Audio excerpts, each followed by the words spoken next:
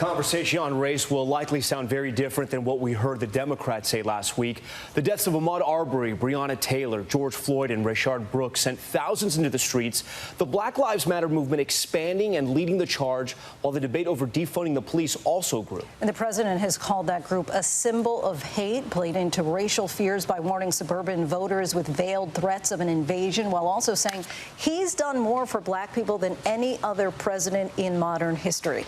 Our Steve Osensami has more now on how voters see all of this. Racist, sexist, anti-gay. Donald Trump, go away. This is a president who is regularly described as racist by black and brown Americans. Every time you get on Twitter, every time you say anything, sir, you're saying it out of violence, out of hate. And we're tired of being hated. And in the streets, where the protests have helped reawaken many in this country to issues of racial injustice, they are not kind to President Trump. For many minorities who say they could never vote for the man, their grievances began on day one of his first campaign, just after he and his wife rode that escalator down into history. When Mexico sends its people, they're not sending their best.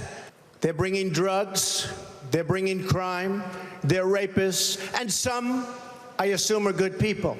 In one breath, he appears to defend neo-Nazis who fought with leftist groups in Virginia.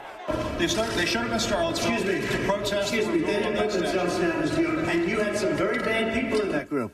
But you also had people that were very fine people on both sides. In another breath, he says he doesn't have a racist bone in his body. I am the least racist person there is anywhere in the world. In his opinion, he's done more to help black Americans in particular than any other president in modern history, with opportunity zones for black businesses and an economy that for the most of his presidency was booming.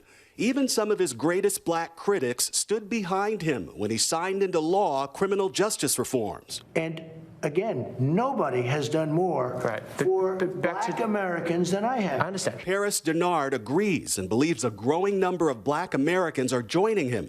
You see him often sitting in the background at the president's rallies. If this man was a racist, he's the worst racist I've ever seen, I've ever met, I've ever tried to get elected and reelected, because that's not what you do. You don't want to be seen. You don't want to invest, empower, uplift black communities and brown communities and those that are forgotten men and women. You don't fight for them like he does. Even when you only got 8% of the vote, it doesn't make political sense to do what he does, but he's not doing it just for politics. He's doing it because it's the right thing to do. Denard once worked in George Bush's White House and says black voters need to pay a lot more attention to this comment from Joe Biden. If you have a problem figuring out whether you're for me or Trump, and you ain't black. The black community is not a monolith. And we are fair, open-minded, and independent thinkers in this 2020 election. It's got to be difficult to be a black Trump supporter in today's environment among black Americans. No, it's not. I would say that for me, it's not, because I remember something that my granny and my papa taught me years ago. They said, know who you are and whose you are. And if you're not at the table, you're on the menu. And so for me, I proudly walk around with my MAGA hat. I proudly tell people that I'm a Trump supporter. I proudly go on shows like this to show people that it's okay. He says that efforts by people on the left to defund police forces in this country are a winning issue for the president, because even in communities of color, families want the police to help keep them safe. What has Trump done for black Americans? Well, aside from the bill he recently signed for HBCUs, there really isn't much else. What has Donald Trump done for black people? Are you serious? Donald Trump has done nothing for black people, let me be clear. The government he represents condones the killing of black people across the country. In my opinion, the one positive thing Donald Trump has done for black people is to expose to the nation what many of us already knew, and that's that racial injustices and inequalities are still very much alive and well. To many minorities in this country, the president is riding a new wave of fear among white Americans that took off with the election of this nation's first black president. He has promised to make America great again, and many voters of color are asking, great again for whom? For this couple in St. Louis, who stood outside their home and pointed their guns at black protesters, they will be appearing at the president's convention this week. Or for these people, Trump's supporting your illegal cousins today. All across America. Please leave my vehicle.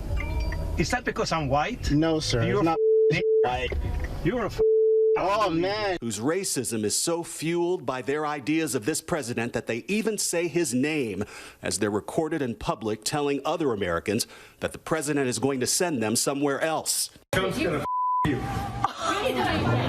Asian piece of.